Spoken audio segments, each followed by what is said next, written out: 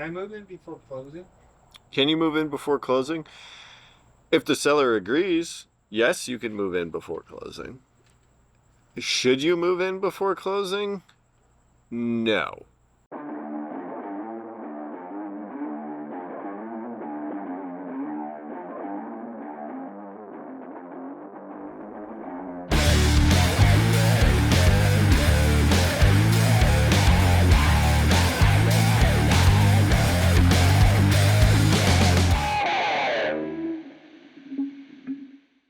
What's a seller's market? A seller's market is the term we use to describe the housing market when there are more home buyers in the market than there are active homes for sale. A balanced market is when it would take about 6 months to sell all of the homes on the market at the current buyer levels. Anything more than 6 months is a buyer's market. Anything less than 6 months is a seller's market.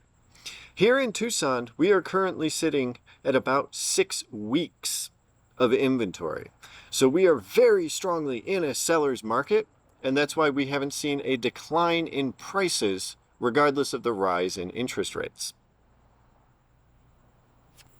Interest rates are 7%. Should I keep renting? Absolutely not. And I'll put it to you this way.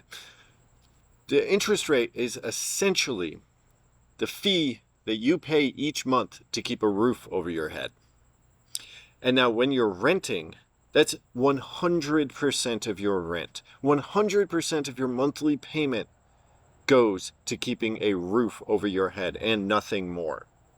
When you own a home, a good chunk of your monthly payment goes towards building equity, building an appreciating asset. You get tax breaks, not to mention the stability of owning a home.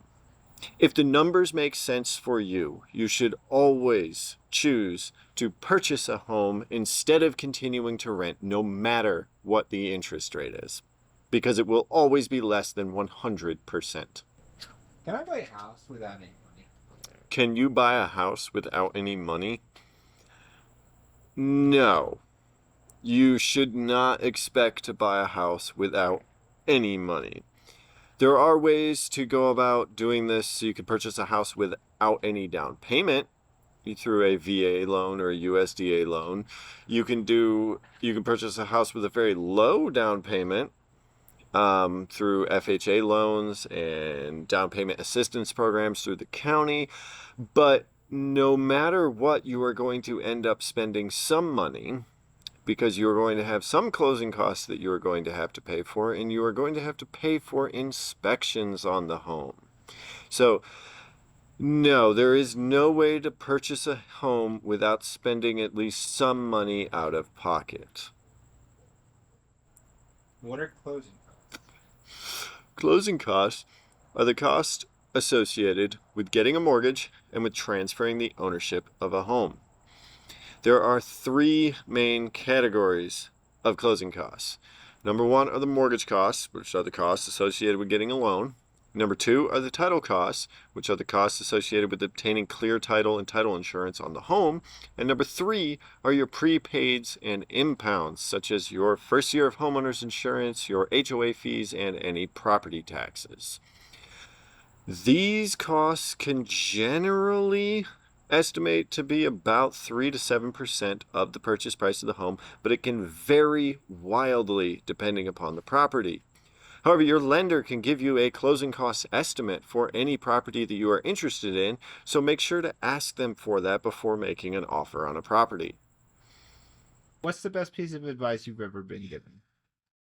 The best piece of advice I've ever received is that we are all self-made, but only the successful will admit that. And this piece of advice changed my life because the first time I heard it, I was miserable. And it wasn't until I took a long, hard look at my life and realized that I was where I was because of the choices and actions that I had made, that I had done. And it wasn't until I took that personal responsibility that I was able to make the positive changes in my life to bring myself out of that place. And one of those positive changes was becoming a real estate agent. All right, well, that's all the questions I've got this evening for this episode of Real Talk with the Realtor. Feel free to submit your questions on my Instagram, my YouTube, wherever you can find me, and I'll be happy to answer them on an upcoming episode. And until then, keep it weird, Tucson.